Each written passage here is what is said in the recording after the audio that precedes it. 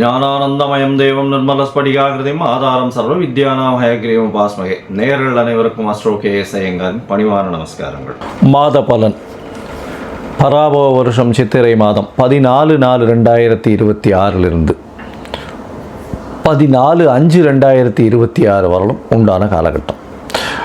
பொதுவாகவே மாத பலன்னு சொல்லும் பொழுது மாத கிரகங்களான சூரியன், செவ்வாய், புதன் மற்றும் சுக்கிரனின் மாறுதல்களை வச்சு மாத பலன்களை சொல்லுவோம். இந்த மாதத்தில் வரக்கூடிய கோல்சாரம் என்ன, இந்த மாதத்தில் வரக்கூடிய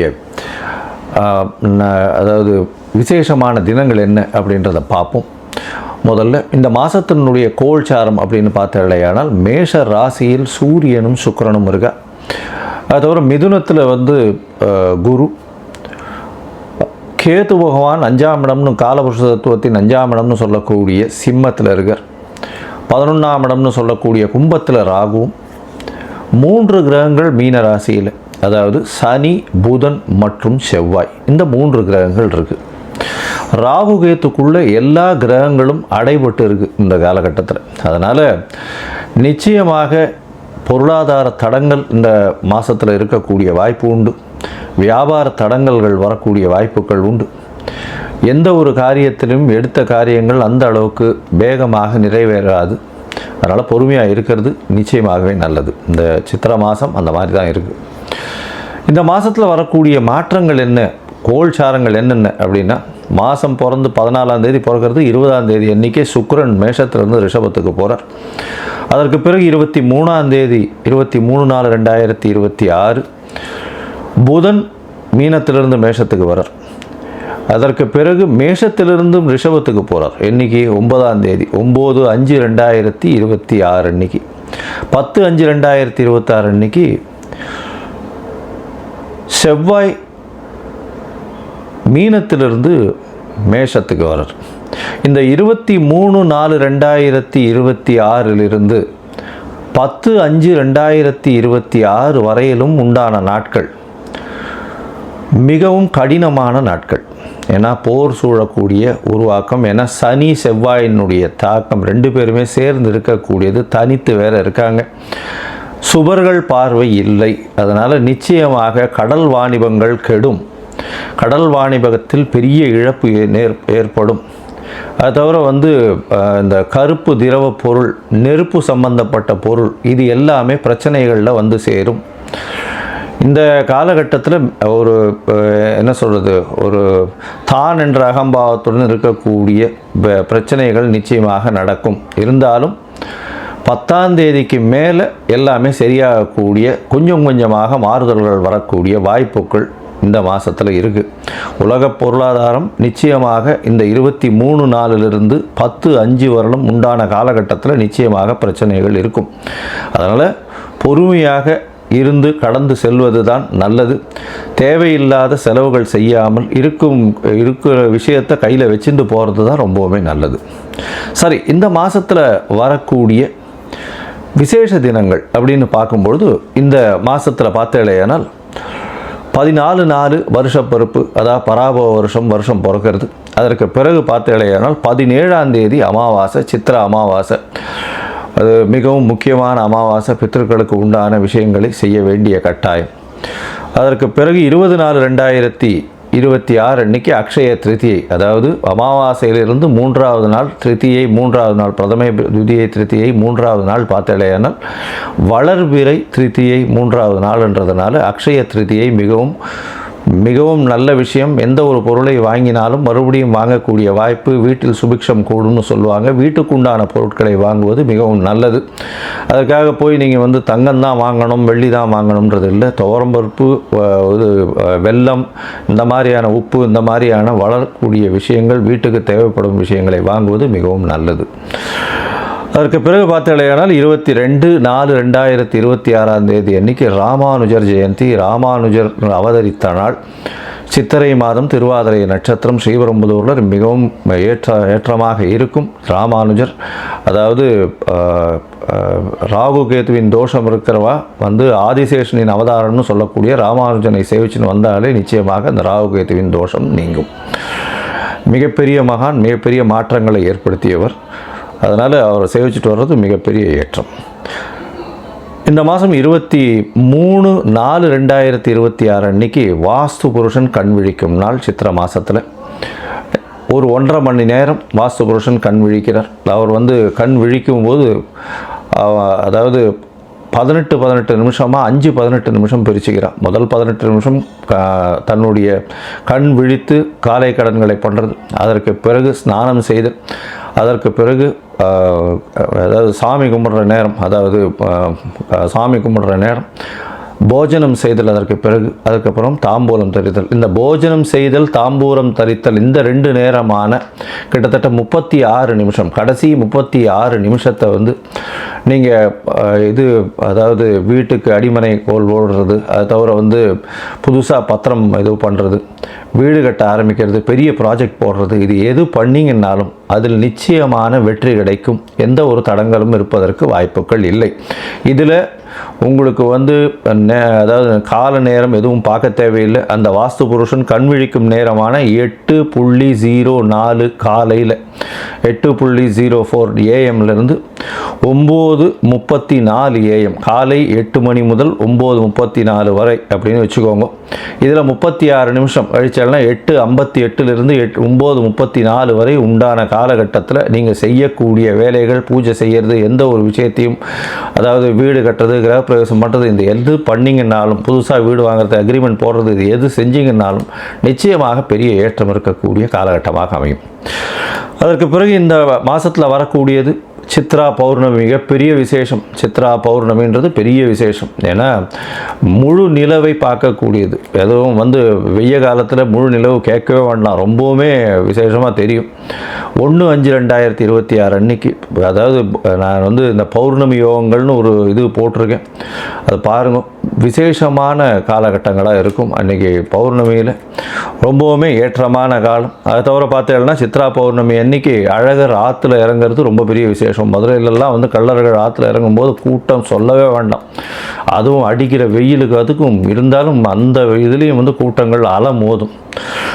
4/5/2026 அன்னைக்கு அக்னி நட்சத்திரம் ஆரம்பம். அதாவது பரணி 3ஆம் பாதம் சூரியன் வரும்பொழுது அக்னி நட்சத்திரம் ஆரம்பிக்கிறது. ஒரு 21 நாள் 28 நாள் வரலும் இருக்கும் இந்த அக்னி நட்சத்திரம் முடிவு வைகாசி மாதத்தில் வரும். அதை அப்போ பார்ப்போம். சரி, இந்த மாதத்தில் ஒரு ராசிக்கும் மேஷம் முதல் மீனம் வரை எப்படி இருக்குது அப்படின்றத பார்க்கலாம். அதற்கு முன்னாடி உங்களுக்கு அஸ்ட்ராலஜிக்கல் கன்சல்டேஷன் தேவையாக இருந்ததேனால் நீங்கள் எனக்கு ஃபோன் பண்ணுங்க. கீழே ஸ்க்ராலிங்கில் நம்பர் போயின்னு இருக்கும், அதுக்கு ஃபோன் பண்ணுங்க. ஃபோன் பண்ணிவிட்டு உங்களுடைய date, time, place of birth, உங்களுடைய பெயர், தாய் தகப்பனார் பெயர் வரலும் கொடுங்க. அதை தவிர என்னுடைய கட்டணம் என்னன்னு சொல்கிறேன், அந்த கட்டணத்தை போடுங்க. அதனுடைய UTR ஷேர் பண்ணுங்க. உங்களுக்கு நான் ஜாதகத்தை போட்டுட்டு சந்தி இருக்கான்றதை பார்த்துட்டு அதுக்கப்புறம் உங்களோட அப்பாயின்மெண்ட் கொடுத்து பேசுகிறேன். உங்களுடைய பிரச்சனைகள் என்னவாக இருந்தாலும் அது எந்த அளவுக்கு எளிதாக முடிக்க முடியும், எந்த அளவுக்கு இந்த காலகட்டத்தில் கோச்சாரத்திலையும் தசாபுக்தியிலையும் எப்படி இருக்கும்ன்றதை பார்த்து நிச்சயமாக உங்களுக்கு வழியை சொல்கிறேன். சரி, இப்போது மேஷம் முதல் மீனம் வரை பராபவ வருஷம் சித்திரை மாதம் 14/4/2026 14/5/2026 வரை உண்டான காலகட்டம். மேஷம் அஸ்வினி பரணி கிருத்திகை, இந்த 3 நட்சத்திரம் 9 பாதங்களை கொண்ட ராசி. ராசியின் அதிபதினு சொல்லக்கூடியவர் செவ்வாய். ராசிநாதன் உங்களுடைய ராசிக்கு 12ஆம் இடத்துல இருக்கார். இந்த மாதத்தில் கடைசி வரலும் கிட்டத்தட்ட 10/5/2026 வரலும் உங்களுடைய ராசிக்கு 12ஆம் இடத்துலையே இருக்கார். செலவுகள் அதிகமாக இருக்கும், மனசில் கிளேசங்கள் அதிகமாக இருக்கும். சில என்ன சொல்கிறது, ராசிநாதன் 12ஆம் இடத்துல போய் சனியோட சம்பந்தம், அதனால் மன கிளேசங்கள் கொஞ்சம் அதிகம், போராட்டங்கள் கொஞ்சம் அதிகமாக இருக்கக்கூடிய காலகட்டமாக இருக்கும். எந்த ஒரு விஷயத்திலையும் சனி செவ்வாயினுடைய சேர்க்கை அந்த அளவு விசேஷத்தை கொடுக்காது. ஹாஸ்பிட்டலைசேஷன் அந்த மாதிரியாக இருக்கிறவர்களுக்கு சர்ஜரி அந்த மாதிரியான விஷயங்கள் வரக்கூடிய வாய்ப்புகள் நிச்சயமாக இருக்கும். ஏன்னா சனி சந்திரனுடைய சேர்க்கை, சனி செவ்வாயினுடைய சேர்க்கை அந்த அளவு விசேஷத்தை கொடுக்காது. நிச்சயமாக உடல் நலத்தில் பின்னடைவை கொடுக்கும், தூக்கத்தை கெடுக்கும். அது தவிர பார்த்தாலேனால் வெளியூர் வெளிமாநில பிரயாணத்துக்கு போகணும்னு பார்த்துட்டு இருக்கவாளுக்கு தடைகளை கொடுக்கும். சரி, இந்த மாதம் அதாவது பராபவ வருஷம் சித்திர மாதம் 14/4/2026 14/5/2026 வரலும் உண்டான காலகட்டம். பார்த்தாலேனால் ராசிநாதனும் மாச கிரகமே. அதனால் என்ன சொல்கிறது, 12ஆம் இடத்துல போய் அவர் இருக்கார். அதனால் தூக்கங்கள் கெடும். அதாவது உங்களுடைய முயற்சிகள் வெற்றி அடையுமா அடையாதான்ற மனக்லேசங்கள் இருக்கும். ஆனால் இந்த மாத கடைசியில் எல்லா விதமான வெற்றிகளும் வந்து சேரக்கூடிய வாய்ப்புகள் நிச்சயமாக இருக்கும். உங்களுடைய ராசிக்கு பார்த்தீங்கன்னா ராசியிலேயே சூரியன் 5ஆம் அதிபதி இருக்கிறதுனால குழந்தைகள் மூலியமாக பெருமை வரக்கூடிய வாய்ப்புகள் உண்டு. அதனால் கவலைப்பட தேவையில்லை. இந்த காலகட்டத்தில் குழந்தை பிராப்திக்கு பார்த்து கொண்டிருப்பவர்களுக்கு சிறு சிறு தடங்கள் வரும். ஏன்னா 5ஆம் இடத்துல கேது பகவான் இருக்கிறது அந்த அளவு விசேஷத்தை கொடுக்காது. உங்களுடைய ராசிக்கு திருமண யோகம் உண்டு. முயற்சிகள் எல்லாமே சற்று தாமதித்து வெற்றியடையக்கூடிய காலகட்டமாக அமைய போகிறது. இந்த மாதத்தில் உங்களுடைய ராசிக்கு பார்த்தலையானால் ராசியிலேயே சுக்கிரன் இருக்கார். 7ஆம் அதிபதினு சொல்லக்கூடியவர் சுக்கிரன் உங்கள் ராசியிலேயே இருக்கிறதுனால எதிர்பாலினத்தவரோடு நல்ல இணக்கம் இருக்கும். இருந்தாலும் சூரியனோடு சேர்ந்த சுக்கிரன் இருக்கிறதுனால சிறு சிறு சண்டைக்கு பிறகு ஒன்றாக செல்லக்கூடிய வாய்ப்புகள் உண்டு. நண்பர்களிடம் சற்று பிரச்சனைகள் வரும். எதிர்பாலினத்தவர் மூலியமாக பிரச்சனைகள் வந்து சுமூகமாக போகக்கூடிய வாய்ப்புகள் நிச்சயமாக உண்டு. இதில் இன்னொரு பெரிய விஷயம் என்னென்னா, சுக்கிரன் தன்னுடைய வீடான 7ஆம் இடத்தையே பார்க்கறதுனால கண்டிப்பாக வந்து நண்பர்கள் கூட என்ன பிரச்சனை வந்தாலும் அது சுமூகமாக முடியக்கூடிய வாய்ப்புகள் உண்டு. ராசிக்கு 2ஆம் இடத்துக்கு சுக்கிரன் போகிறார். இந்த மாதம் பிறந்து ஒரு வாரத்திலேயே வந்து 2ஆம் இடத்துக்கு போகிறார். 2ஆம் இடத்துல சுக்கிரன் ஆட்சி பெற்று போயிருக்கிறது பெரிய விசேஷம். பணவரவிற்கு பஞ்சம் இருக்காது. எடுத்த விஷயங்கள் எல்லாத்துலேயும் உங்களுடைய பேச்சு திறமையாலேயே வெற்றியை சம்பாதிக்கக்கூடிய காலகட்டமாக அமைய போகிறது.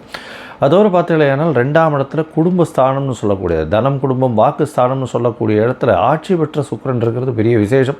இதன் மூலியமாக குடும்பத்தில் நல்ல ஒரு சந்தோஷமான நிலைமை இருக்கும். குடும்பத்தில் குதூகலம் இருக்கக்கூடிய காலகட்டம். சந்தோஷமான விஷயங்கள் நடக்கும்.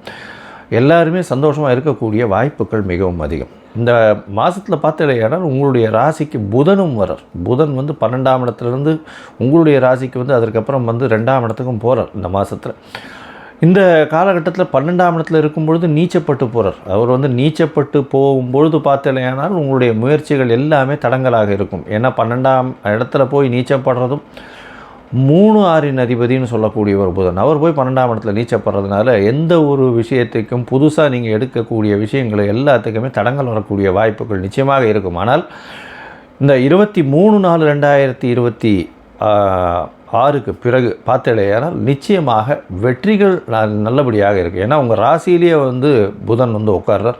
3-6 அதிபதி. ஆனால் உடல் நலத்தை கொஞ்சம் ஜாகிரதையாக பார்த்துக்க வேண்டிய கட்டாயம் இருக்கும். அதோடு பார்த்தீங்கன்னா 7.5 சனி வேறு ஆரம்பிச்சுடுத்து உங்களுக்கு. அதனால் உடல் நலத்தில் ரொம்ப ஜாகிரதையாக இருக்கணும். தேவையற்ற செலவுகளில் கொஞ்சம் ஜாகிரதையாக இருக்கணும். சில நேரத்தில் செலவுகள் கொஞ்சம் அதிகமாக போகக்கூடிய வரம்பு மீறி போகக்கூடிய தேவையற்ற செலவுகள் இருக்கும். பொறுமையாக பார்த்து செல்வது மிகவும் நல்லது.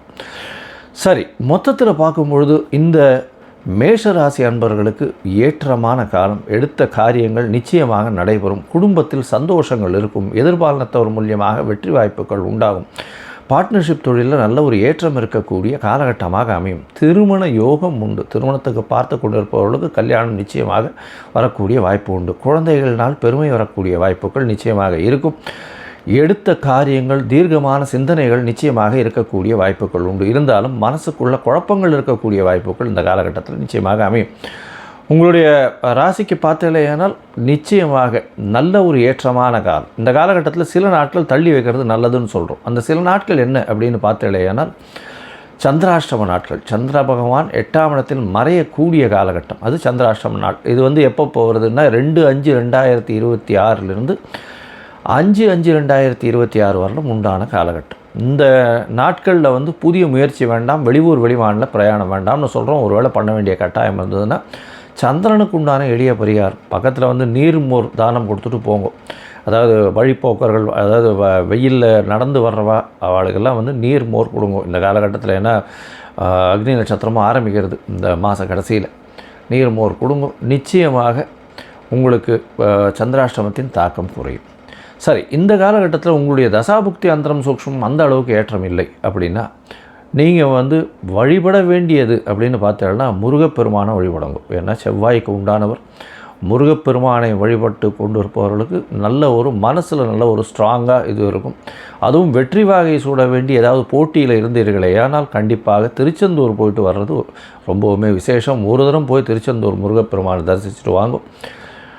அங்கே வந்து சிகப்பு கலர் இருக்கக்கூடிய, அதாவது செம்பருத்தி பூ அது வந்து போட்டுட்டு வாங்கும். சிவப்பு கலரில் வந்து ஒரு வஸ்திரம் வந்து தானம் கொடுத்துட்டு வாங்கும். துவரம் பருப்பு தானம் கொடுங்க. உங்களுக்கு இந்த மாதம் நிச்சயமாக ஒரு ஏற்றத்தை கிடைக்கக்கூடிய மாதமாக அமையும்.